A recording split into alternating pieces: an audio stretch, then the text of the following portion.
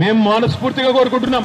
స్పష్టంగా చెప్తా ఉన్నా ఈ వేదిక ద్వారా, రేవంత్ రెడ్డి గారు మీరు 5 ఏళ్లు ఉండాలి ముఖ్యమంత్రిగా, కానీ 420 హామీలు ఏవైతే ఇచ్చినవో అవి అమలు చేయకపోతే మాత్రం వదిలిపెట్టము అనే మాట కూడా ఈ సందర్భంగా విజ్ఞప్తి చేస్తా ఉన్నా. దమ్ముంటే గా పని చేయి, 2 లక్షల రుణమాఫీ చేయి, ఆడబిడ్డలకు చెప్పినావు 2500 రూపాయలు ఇస్తా అని చెప్పినావు, 18 ఏళ్లు నిండిన ఆడబిడ్డలందరికీ ఇస్తా అన్నావు. 1,67,00,000 మంది ఆడబిడ్డలు ఎదురు చూస్తున్నారు, ఎప్పుడు ఇస్తావా 2500 అని. దమ్ముంటే గా పని చేయి. రేవంత్ రెడ్డి గారు 10,000ను 15,000 ఇస్తా అన్నావు, రైతు భరోసా అన్నావు, రైతులు ఎదురు చూస్తా ఉన్నారు. కౌలు రైతులకు ఇస్తా అన్నావు, లక్షల మంది కౌలు రైతులు ఎదురు చూస్తున్నారు.